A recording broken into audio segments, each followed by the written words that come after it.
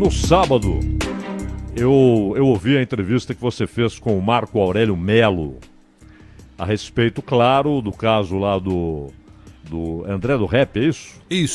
Isso, André do Rap. E foi muito interessante, foi antes da decisão do Fux. E o Marco Aurélio Melo, claro, era uma manhã de sábado complicada para ele, né? Ele sabia que estava sendo criticado em todo o país, inclusive juristas se manifestaram a respeito. O deputado que propôs aquele artigo que entrou na lei, que foi citado pelo Marco Aurélio, ele veio a público, a gente já vai falar sobre isso, para dizer que não tem nada a ver, que o artigo dele não embasa coisa alguma aquela decisão. Talvez ele não saiba, mas embasa sim, né? O Marco Aurélio, claro, não chutou aquele artigo, não aleatoriamente citou um artigo. A gente já vai falar sobre isso. Rodrigo Maia se manifestou, preferiu criticar o Ministério Público, né, na sua demora para pedir a renovação de uma prisão preventiva, e assim vai. E tivemos depois a decisão do Fux, dizendo não, o que Marco Aurélio decidiu está anulado. E olha como é interessante, o Marco Aurélio citou uma lei, o Fux citou a necessidade de se garantir a ordem pública e disse que a decisão do seu colega feria a ordem pública, colocava em risco a ordem pública, portanto também se baseou na lei para tomar sua decisão. Ontem, Gilmar Mendes também foi ouvido aqui na Bandeirantes, participou do programa do Milton Neves, o Domingo Bandeirantes, e numa pergunta da Ana Paula Rodrigues, ele falou a respeito da visão que ele tem do assunto. Ele acha que é assunto para o colegiado, né? Deveria ser levado ali para o pleno do Supremo e não uma decisão monocrática. É a posição do Gilmar Mendes.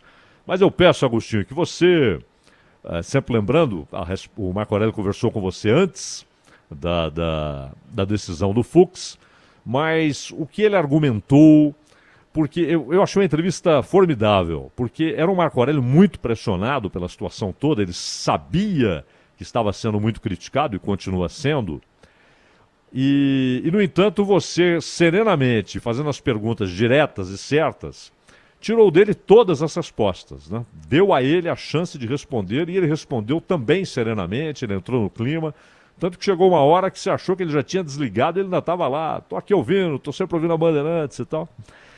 Mas basicamente, o que ele explicou para você, Agostinho?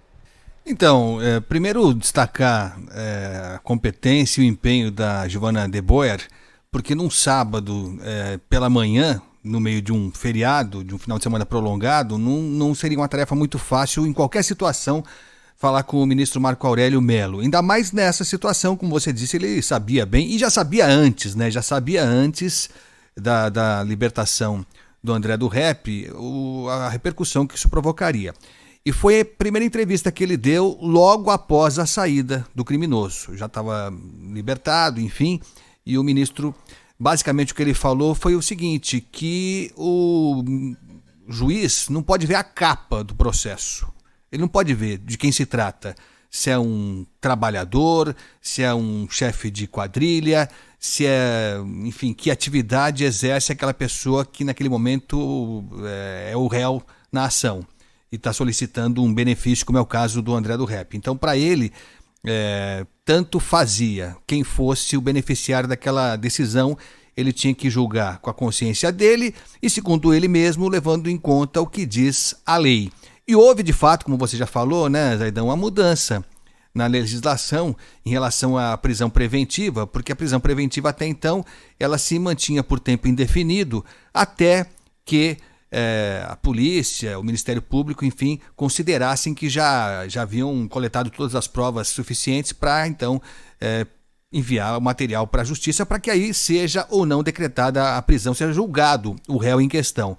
Mas houve uma mudança com aquela proposta do ex-ministro Sérgio Moro, que depois foi toda alterada, a lei anticrime, se colocou ali inadvertidamente ou não, a gente não sabe com que interesses, se colocou essa brecha, que a partir de agora a prisão preventiva tem que ser renovada a cada 90 dias. Caso isso não aconteça, o réu, e o réu não for julgado, não tiver a sentença definida, condenando ou absolvendo, o réu tem direito a ser colocado em liberdade. Então, grosso modo, foi isso, Zaidan. O ministro Marco Aurélio Mello se mostrou tranquilo, consciente. Ele disse até que as pessoas querem ver sangue. Muita gente quer ver sangue, mas ele julga com a consciência, levando em conta o que a nova legislação estabeleceu. Se você me permitir, inclusive, Zaidan, tem um trecho de 40 segundos do ministro Marco Aurélio. Eu pensei, porque me pareceu interessante, que em algum momento eu pergunto para ele se não, pela repercussão que o caso teria, Zaidan, se não seria já de bom tom encaminhar para o plenário, não ele individualmente como ministro, se bem que ele tem esse poder como de fato teve, mas levando em conta tudo que envolvia esse caso em particular, se não seria interessante já encaminhar direto para que os ministros, todos eles, decidissem em plenário, o que parece que agora vai acontecer depois de toda essa confusão. Vamos ouvir o que disse o ministro Marco Aurélio Mello no sábado pela manhã aqui na Rádio Bandeirantes. Eu recebo por semana 70 processos. Levarei todos os pedidos de tutela de urgência ao plenário. Ele já não consegue julgar mais do que 1, 2 processos por sessão. Como é que ficaria a jurisdição? Agora, eu não posso, considerado a personagem, considerado o paciente, considerado o envolvido, eu não posso distinguir onde a lei não distingue. Ou seja, eu não crio o critério de plantão. A minha atuação é vinculada. Vinculada a quê? Ao direito positivo aprovado pelo Congresso Nacional, pelos deputados federais e senadores. Modifiquem a legislação. Jogou para cima do Congresso, Zaidan. Jogou para cima do Congresso. Ele disse, eu não sou legislador, né? Não fui eu quem fez a lei. Não fui eu quem fez a lei. É basicamente o que diz o Marco Aurélio e, claro, falando dessa impossibilidade, na opinião dele, impossibilidade logística de levar todos esses pedidos para o plenário, para o colegiado. Antes da gente se embrenhar aqui no assunto, deixa eu só agradecer o pessoal que está escrevendo aqui no YouTube, o Mundo Louco, grande nome, hein? O Antônio Oliveira. Já fui bom nisso. O Antônio Oliveira, a Luísa Maria Moraes Ruiz, Naca Mendes, Juvenal Nonato, Antônio Oliveira, Danilo Ballarini, tem também aqui o Joaquim Lopes, grande amigo Joaquim Lopes, sempre prestigiando aqui a programação da Bandeirantes, o Érico Ferreira, e também aqui Etelvina Nascimento, sempre também conosco, o Danilo Ballarini, Antônio Luiz Martins, o Marcos Muzaki e Geraldo Alves Barroso, a Kátia Cruzen. Aliás, o Danilo Ballarini tá perguntando se não tá quente demais para esse paletó todo aí, Agostinho. Mas a elegância tem seu preço, né, Zaidan? Fazer o quê, né? Nada bem fácil assim, né? É verdade. Mas tá quente, mas tá bem quente. Tá quente. João Nunes Freitas, André Luiz Martins, Marcos JF, Luísa Maria Moraes Ruiz.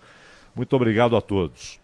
Bom, você sabe que na cola dessa história toda, um outro preso pediu para o Marco Aurélio, com base no mesmo artigo e dizendo que a situação é a mesmíssima do André do Rep, pediu também o benefício. Depois dessa decisão, outro membro da mesmíssima facção fez pedido semelhante. Não é?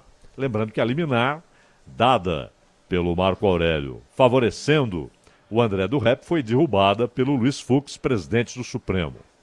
Só que aí, onde estava o André do Rep? O Dória diz que é Bolívia ou Paraguai. E a polícia parece trabalhar principalmente com a hipótese paraguaia, né, Agostinho? É isso. Aliás, o governador João Dória conversou com a gente agora pela manhã, com o Zé Luiz da Atena no Manhã Bandeirantes, e o governador, irritado, a gente pode depois ao longo do programa até mostrar, o governador não poupou críticas ao ministro Marco Aurélio Mello, e disse que a polícia ficou rastreando, acompanhou e tal, e segundo o governador, deve ter informação mais segura, né? De fonte confiável, disse que o André do Rap não está mais no Brasil. Que a polícia já confirmou, ele saiu por Maringá e depois foi para Bolívia, Paraguai, no avião, enfim. né? Exatamente. No avião. E esse outro preso, ele está preso por tráfico e associação para o tráfico transnacional de drogas, porque são artigos diferentes, né? Então, a denúncia em um artigo que é por tráfico interno, tráfico de drogas, e associação para tráfico transnacional de drogas, que entra em outro artigo da legislação. E na petição endereçada ao Marco Aurélio Mello, a advogada desse preso afirma que o cliente dela encontra-se em situação idêntica ao paciente, que são as expressões que ele usa. O Marco Aurélio, nós ouvimos, ele usou a expressão também paciente, André Oliveira Macedo, o André do Rap. O argumento da defesa do André, reproduzido pelos advogados desse outro preso, é que eles não tiveram sua prisão preventiva renovada dentro do prazo máximo de 90 dias estipulado pela lei anticrime. O Marco Aurélio não tem prazo para decidir sobre esse pedido. Então ele pode tomar a mesmíssima decisão que tomou na semana passada, concedendo o habeas corpus. Pode, desta vez, falar, tá bom, então vamos decidir aqui no colegiado. O que seria uma incoerência com o que ele disse para o Agostinho, dizendo que ele não pode fazer isso com todos os processos do gênero que chegam para ele, né? E esse que fez o pedido agora, o que acontece? Ele foi sentenciado a 12 anos de prisão. Depois a pena caiu para 8 anos e 2 meses em regime inicial fechado, né? E faz muita diferença, não é só o tempo a mais, não. Porque, obviamente, em vez de 12, você pega 8, você vai alcançar muito mais rapidamente benefícios de progressão, né? Essas loucuras que existem na legislação brasileira. E o Marco Aurélio disse uma coisa para o Agostinho muito importante. Ele disse que ele não faz diferença entre os casos, entre os réus, porque a lei não faz diferença. A lei não os diferencia. A lei não diz, isto não vale para os seguintes casos, A, B, C. Vale só para os casos D, E e F. A lei não diz isso, segundo o Marco Aurélio. A gente já vai ver aqui e prestar muita atenção nos argumentos do deputado, que foi quem propôs a inclusão desse artigo, não é? Ele disse que não é bem assim.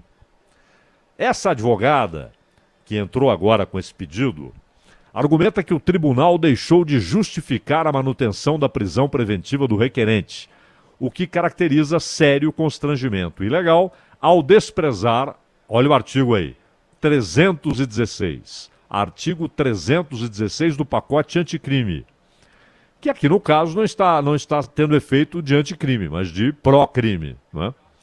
E que foi aprovado em dezembro do ano passado pelo Congresso. O que diz o texto, afinal? Que a cada 90 dias as prisões preventivas sejam revisadas sob pena de tornar a prisão ilegal. A cada 90 dias, as prisões preventivas devem ser revisadas sob pena de que a prisão se torne ilegal.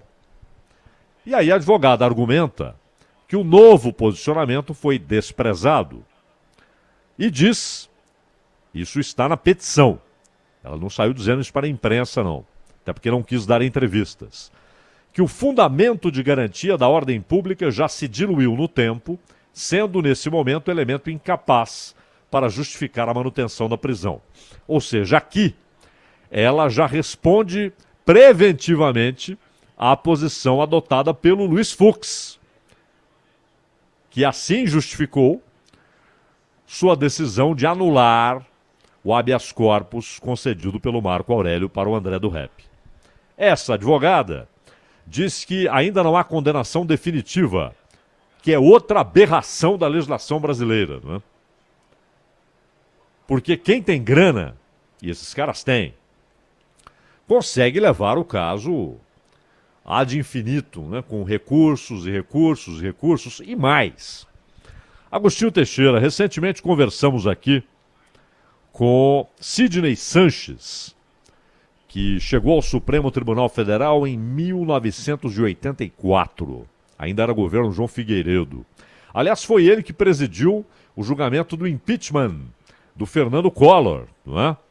Porque ele presidia o Supremo na ocasião e ele presidiu o julgamento do impeachment do Collor. Que, aliás, é um caso não muito bem resolvido, né? Porque momentos antes do julgamento o Collor renunciou. E depois houve a posteriori, foi o julgamento, houve a opção majoritária pelo impedimento do então presidente, como sabemos todos, mas aí veio a informação de que ele havia renunciado momentos antes. E lá na frente houve o julgamento do caso em si, aí não o julgamento político no Congresso, mas o julgamento do caso em si.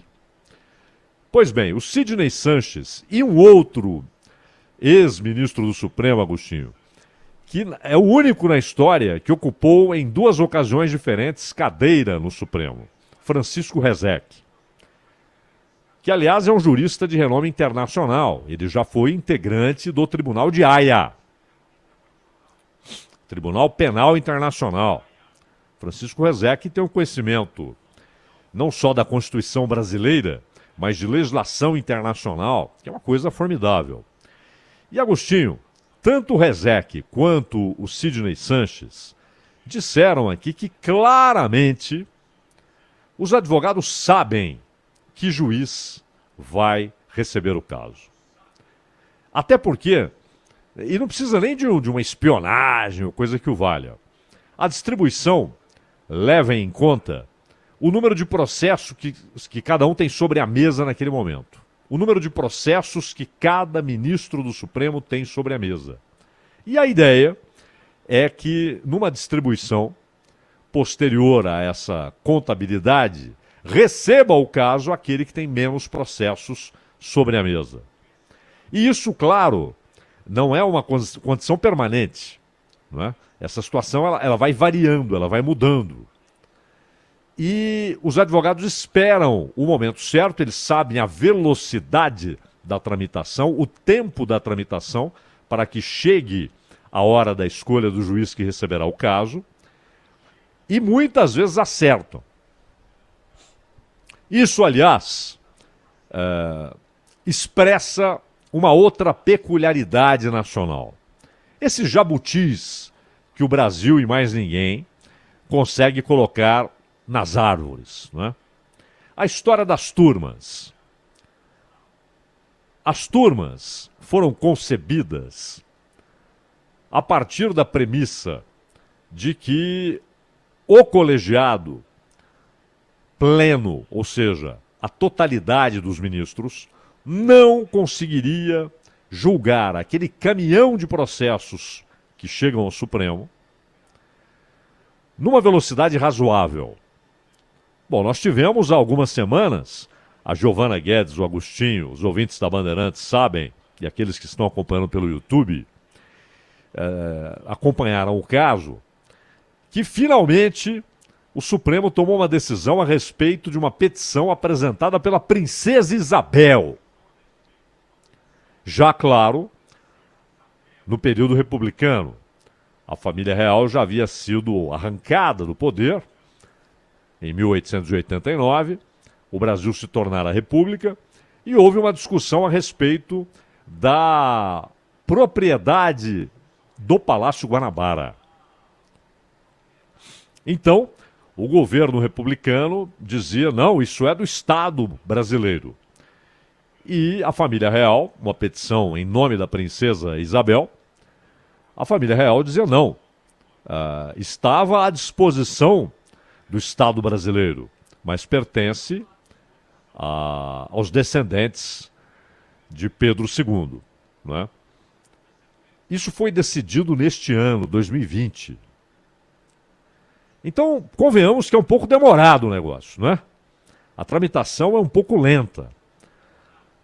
Tivemos, se não me engano, no final do ano passado, começo deste ano, um julgamento. E era coisa assim, aí já não era um embate entre o Estado brasileiro e a antiga família real. Mas um caso de paternidade no Rio Grande do Sul, e aí direito à herança, etc., da década de 50 do século passado. Foi decidido recentemente pelo Supremo. Final do ano passado, começo deste ano. Acho até que foi a Rosa Weber que deu a palavra final ali. Ou seja, é moroso, é lento. E aí disseram, bom, até pelo mensalão, né? Porque o mensalão tinha tanta gente com foro privilegiado. Olha mais um jabuti aí. Porque o foro privilegiado não é uma invenção brasileira. O problema, o que é típico da maneira como a classe política e legislativa, porque ela faz as leis, a maneira como os legisladores tratam esses assuntos, é que no Brasil o foro privilegiado, assim chamado, ele se estendeu a uma multidão de pessoas em razão de seus cargos, de seus ofícios. A uma multidão. E no mensalão, muita gente que tinha direito a foro no Supremo, portanto da esfera federal, porque, por exemplo, governador é STJ, Superior Tribunal de Justiça. Não é? Então, governadores são processados no âmbito do STJ. Podem até recorrer ao Supremo, é claro, como fazem. Mas o foro deles é o STJ. Agora, presidente da República, ministros do Supremo, ministro do Estado e ministro do Supremo, deputados, senadores, essa multidão tem direito a foro no Supremo. Então eram tantos os nomes, eram tantas as denúncias, que decidiram então dividir em turmas. Perceberam, por exemplo, que a Lava Jato provavelmente produziria um número muito maior de denunciados do que o processo do mensalão. Só que as duas turmas acabaram se transformando em dois tribunais distintos. Tanto é que todos nós acompanhamos a torcida de advogados de alguns denunciados para que o processo fosse para a segunda turma e não para a primeira. Porque a primeira turma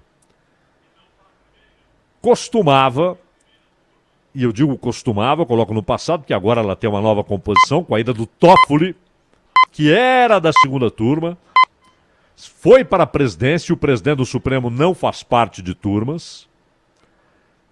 Quinto sinal marcando 3h30. E aí, a Carmen Lúcia foi para a segunda turma para o lugar do Toffoli. Só que aí agora o Toffoli foi para o lugar do Fux, ou seja, para a primeira turma. E o Fux não faz parte de turma nenhuma, como presidente do Supremo. Então agora há uma mudança. Porque, convenhamos, Toffoli e Fux não têm as mesmas ideias, as mesmas interpretações do texto constitucional, não partem das mesmas premissas e não têm os mesmos interesses. Então, temos agora uma primeira turma diferente da que era com o Fux, com a presença do Toffoli.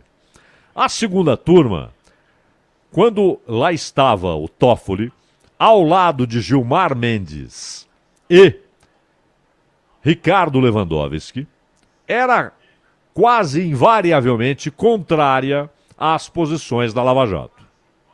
Gilmar Mendes, Lewandowski e Toffoli. E aí o Fachin, quase invariavelmente favorável às posições da Lava Jato, muitas vezes figura solitária. O Celso de Mello, aquele movimento pendular, né? Ora numa direção, ora noutra. Então muitas vezes o Fachin ficava isolado. O Toffoli foi para a presidência, chegou a Carmen Lúcia, e aí esse movimento pendular do Celso de Mello passou a ser mais importante, porque aí eram 2-2. Gilmar Mendes e Lewandowski votando contra as posições da Lava Jato, e Fachin e Carmen Lúcia favoravelmente às petições, posições da Lava Jato. Estranho isso, né? Porque juiz não pode ter posição a priori. É caso a caso, fato a fato. Um auto nada tem a ver com o outro. Um caso nada tem a ver com o outro. Aquela velha frase popular, para cada cabeça cabe uma sentença, né? Encurtada para cada cabeça uma sentença. Então, é estranho, porque, idealmente, os juízes recebem os processos, leem, tomam como referência para suas decisões a Constituição, porque lá é o Supremo, é a casa guardiã da Constituição. É lá que uma lei, um projeto de lei, uma medida provisória, aprovada ou não pelo Congresso, ainda que já esteja tudo feito, o governo propôs, o Congresso aprovou, o próprio Congresso propôs e aprovou, o presidente sancionou. Se o Supremo entende, provocado, que aquela lei fere a Constituição, ele tem o poder de dizer essa lei inconstitucional. É a casa guardiã da Constituição. Então, idealmente, os ministros não devem partir de premissas, nem daquilo que eles pensam. Não devem considerar nem as suas próprias ideias, mas sim o texto constitucional, que, claro, é muito sujeito a interpretações. Uma coisa é a Constituição americana, que tem 7 artigos, são 7 princípios e cerca ali de 30 emendas. Outra coisa é a Constituição brasileira, que tenta abraçar o mundo, é gigantesca. E, claro, além de carecer de muitas regulamentações que ficaram penduradas no tempo, a Constituição brasileira dá, sim, muita abertura para interpretações, para subjetivismos. Então é normal o 6-5, 7-4. Outra coisa, porém, é que um juiz parta de uma premissa. Esse caso é da Lava Jato, de Curitiba. Já tenho minha posição antes mesmo de ler os autos. Esse caso é da Lava Jato de Curitiba, sou favorável. A posição dos procuradores. Sou contra a posição dos procuradores. Não importa o caso. Quer dizer, aí é a inversão, embora usando não óleo nem a capa, mas é uma premissa que vai nortear todo o voto e a posição daquele juiz. Isso fere a Constituição. Eles não são pagos e bem pagos para isso. Eles são pagos para serem guardiões da Constituição e para votarem de acordo com o texto constitucional. Pois bem, o Celso de Mello se aposenta, vai entrar o seu substituto. Aliás, ontem o Gilmar disse que o caso Lula, ou seja, o caso Triplex, a suspeição de Sérgio Moro, será votada já com 5 ministros na segunda turma do Supremo. Pode ser o Cássio Marques, mantida a indicação e aprovada a indicação pelo Senado, então será o Cássio Marques, mas ainda não está batido o martelo, não é? Com esses problemas no currículo, aquela história de plágio, não é? Isso pode ter dificultado o caminho do Cássio Marques para ocupar a cadeira que até amanhã será do Celso de Mello. Aí, o fato é que a segunda turma, se for o Cássio Marques, tende a ter de novo um 3-2 a priori, com Gilmar, Lewandowski e Cássio Marques.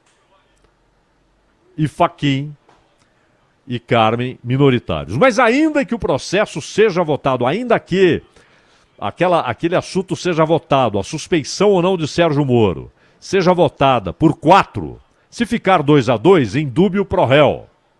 Isso favoreceria o Lula. Se a decisão com 5 ou com 4 for pela suspeição de Sérgio Moro, naquele caso do triplex, o processo é anulado. Anulando-se o processo, em primeira instância, ele estará automaticamente anulado na segunda, portanto, a condenação em segunda instância também desaparece, e Lula fica livre das amarras da lei da ficha limpa e pode ser candidato. Isto não foi levado para o pleno, porque agora o Fux decidiu que vários assuntos criminais, inclusive no âmbito da Lava Jato, serão levados para o pleno. Não ficarão nas turmas. Mas o caso específico do Lula e casos de habeas corpus, não. Podem ficar nas turmas. Então o caso do Lula, caso Moro, suspeição ou não. Caso do triplex, não é o de Atibaia, essa é outra história. No caso do triplex, ele é o único em que ele foi condenado em segunda instância, então ali é onde está a marra da lei da ficha limpa. Não é? Então, o Supremo, ele não pode tomar decisões por interesses pessoais, por relações pessoais, como muitas vezes acontece, e aí eles olham a capa do processo, quem é, e não o que está lá, mas quem está lá. Isso é um desrespeito à Constituição, um desrespeito à função que a Constituição dá ao Supremo Tribunal Federal. E sempre deu. Desde o Império, ele guarda a Constituição, ele a protege. E ele deve decidir de acordo com a Constituição, ainda que o ministro que lá está... Essa história de ministro vem dos tempos do Getúlio, né? Resolveram chamar de ministros e tal. Mas ainda que o ministro que lá está discorde do texto constitucional, ele deve colocar de lado a sua opinião e votar de acordo com o texto constitucional. Então, essas decisões que todos já sabem quais serão, como votará cada ministro, isso é uma aberração. É uma aberração. O Marco Aurélio é da primeira turma, e o Marco Aurélio, assim como o Celso de Mello, ele tem lá seus movimentos pendulares, né? Ele já havia tomado uma decisão parecida, só que aí beneficiando uma multidão de presos. E na época foi o Toffoli que derrubou a decisão do Marco Aurélio. Foi no recesso, inclusive, o Toffoli, como presidente do Supremo, derrubou a decisão do Marco Aurélio. E o Marco Aurélio disse, inclusive, isso ele falou, inclusive, numa outra sessão no plenário, ele falou para o Toffoli, você é presidente, mas você não é superior a ninguém aqui, estamos todos ombreados. E agora ele voltou a dizer isso. Ele voltou a dizer que ele e Fux estão ombreados. E disse mais, ele disse que Fux se aproveitou dos tempos estranhos vividos no Brasil para agir com hipocrisia e agradar o desejo da população por justiçamento. Isso não é justiçamento, não é? Justiçamento,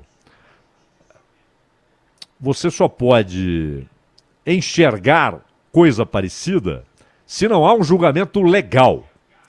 O justiçamento, ele remete à lei de Lynch, ao linchamento, e não a uma decisão de um tribunal respaldado pelas leis. Então, ao usar a palavra justiçamento para falar da decisão de Fux, o Marco Aurélio, claro, ele usa de um sofisma, de uma distorção semântica para atacar a posição do Fux. Mas foi além, ele disse que é a prática da autofagia que só descredita. Sim, ele falou descredita, a expressão é corretíssima, né? Que só descredita o Supremo. Ou seja, tira o crédito do Supremo.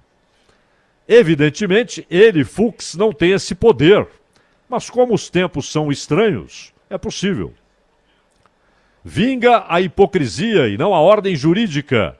Vinga o que atende mais à população no rigor da busca desenfreada por justiçamento. Questionado se a intenção de Fux era jogar para a plateia, o que ele falou, Agostinho? Não ter a menor dúvida. E antes mesmo ele já havia dito para o Agostinho Teixeira que ele não tomou uma posição ideológica, que ele simplesmente fez o que a lei determina e que não é ele quem faz a lei. Não é ele o responsável pelo texto legal. Ele só julga de acordo com o texto legal. E citou o Dória, diz: prevalece também nas palavras do governador João Dória a busca de atender ao reclamo público. E o Dória havia parabenizado o Fux pela decisão, e repetiu isso hoje, né, na entrevista a Bandeirantes. Então nós ouvimos aí um trecho do que disse o Marco Aurélio e o que ele falou com o Agostinho Teixeira. Mas e o autor do artigo? O artigo que foi citado e usado pelo Marco Aurélio para sua decisão. É o deputado federal Lafayette de Andrada, do Republicanos, Minas Gerais. Ele negou que esse artigo de sua autoria, apresentado à época das discussões sobre o pacote anticrime, seja o pivô da soltura de André Oliveira Macedo, André do Rep. Repudio com veemência as reportagens veiculadas na imprensa que, por desconhecimento ou malícia, associam a soltura do traficante André de Oliveira Macedo, André do Rep, a meu nome. Bom, aqui é aquela história também, né, Agostinho? O cara, em vez de dizer assim, o Marco Aurélio está errado, ele usou equivocadamente o artigo, ele fala assim, que a imprensa é que fez o vínculo, né? Quem fez o vínculo foi o próprio ministro. Artigo 316 do pacote anticrime. E depois a decisão foi anulada. Quer dizer, na verdade, uma suspensão da decisão pelo Fux, né? Ele anula a consequência e suspende a decisão e manda para o colegiado. Porém, a consequência prática não foi anulada. O caboclo picou a mula. Vamos lembrar que esse artigo traz uma emenda sugerida por esse Andrada e aprovada no plenário da Câmara, que estabelece que prisões preventivas devem ser revisadas a cada 90 dias. Agostinho, eu tô doido ou o Marco Aurélio de fato usou esse artigo? Não, foi esse que ele usou. Então como é que o deputado vem dizer que a imprensa o vinculou a decisão do Marco Aurélio a esse artigo? Quem vinculou foi o Marco Aurélio, não é correto? É exatamente isso. Ele não quis dizer o Marco Aurélio está errado, não sabe ler, não sabe interpretar o meu texto, né? E aí falou que vincularam maliciosamente. Meu Deus do céu! O ministro citou o artigo. Então como é que é essa história de que não há uma ligação? O artigo foi esse. Se ele interpretou errado, é outra história. O Fux, aliás, não disse que ele interpretou errado. O Fux só disse que este caso específico atenta contra a ordem pública, a soltura do cidadão que estava preso condenado e, portanto, anulava a decisão ou a colocava em suspenso, anulava a soltura, mas aí um abraço, já estava solto e picou a mula, e decidiu levar o caso para uma decisão colegiada. Não é? A revisão da prisão preventiva foi uma reação do parlamento ao avanço da Lava Jato. E, na verdade, o Sérgio Moro chegou a pedir ao Bolsonaro, na época Sérgio Moro era ministro da Justiça e Segurança Pública, pediu que o Bolsonaro vetasse esse artigo. Não foi atendido. Aliás, hoje, a Janaína Pascoal escreveu, inclusive, que há responsabilidade também de Jair Bolsonaro nessa situação por não ter vetado quando o seu ministro pediu para que ele vetasse. E o Miguel Reale Júnior disse o quê? Que esse artigo era para proteger colarinho branco. Era para proteger político corrupto. Para evitar o risco de uma preventiva longuíssima. É claro que devemos discutir tempo de preventiva, a palavra já diz, é preventiva. A provisória, ela tem lá os dias estabelecidos e a possibilidade de renovação. No caso da preventiva, o Ministério Público deve alegar, para ver se o juiz concorda ou não, o seguinte, há risco de fuga, mas há risco de que ele ameace testemunhas e mais, há risco de destruição de provas. Havendo qualquer uma dessas possibilidades, ou então, há uma quarta possibilidade, a continuidade do crime, a continuidade da prática do crime. Qualquer um desses 4 elementos, qualquer um, é suficiente para o Ministério Público requerer a continuidade da prisão preventiva. Da preventiva. A provisória é diferente, ela tem os dias contados que podem ser renovados. A preventiva, ele chega para o juiz e, tem risco de fuga, esse cara vai ameaçar a testemunha, ele vai destruir provas, o crime continua sendo praticado, e aí o juiz decide. Né? Mas, o que disse o Miguel Reale Júnior, só colocaram esse artigo lá com esses 90 dias para proteger político corrupto. E aí o Sérgio Moro pediu para o Bolsonaro, veta esse troço. E ele não vetou. Não é isso? O deputado disse não é correto afirmar que o artigo 316 foi a causa da soltura de um criminoso como André do Rep.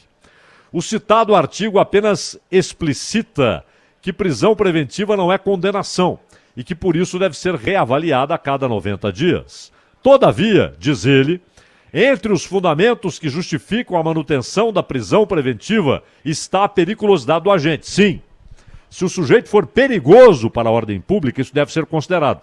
Porém, meu amigo, isso não foi desconsiderado pelo ministro Supremo. Tanto que o Fux não diz o Marco Aurélio entendeu errado. Ele cita a ordem pública. O problema está na lei que vocês fizeram.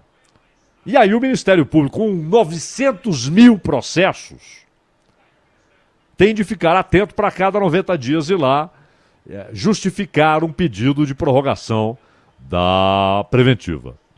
Não é? E como disse o Miguel Reale, esse é um artigo para defender a própria classe política. Mas ele diz, o deputado, que não havia motivo para a soltura do André do Rep e que ele é contrário à liberdade para criminosos.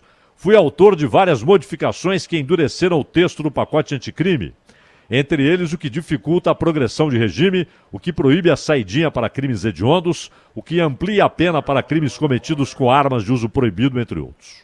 Esclareço, por fim, que sou daqueles que pensam que lugar de bandido é na cadeia, fez o seu comercial ao deputado. Perfeito. Perfeito. De fato, essas posições do Lafayette de Andrada já eram conhecidas. Não é? Já eram conhecidas. Mas foi sim o artigo 316 que foi usado pelo Marco Aurélio. Se o Ministério Público pisou na bola, deixou de pedir a renovação, mas aí o Marco Aurélio não deveria ter considerado, como o Fux o fez, a periculosidade do agente, o risco de que ele solto se tornaria imediata e automaticamente um problema para a sociedade que deve ser defendida pelo judiciário, e o risco de fuga, dadas as condições financeiras do sujeito, não era notório, então a gente nota que não basta um artigo para encerrar o assunto. Tanto que o Fux não desconsiderou o artigo, mas levou em conta a questão da ordem pública.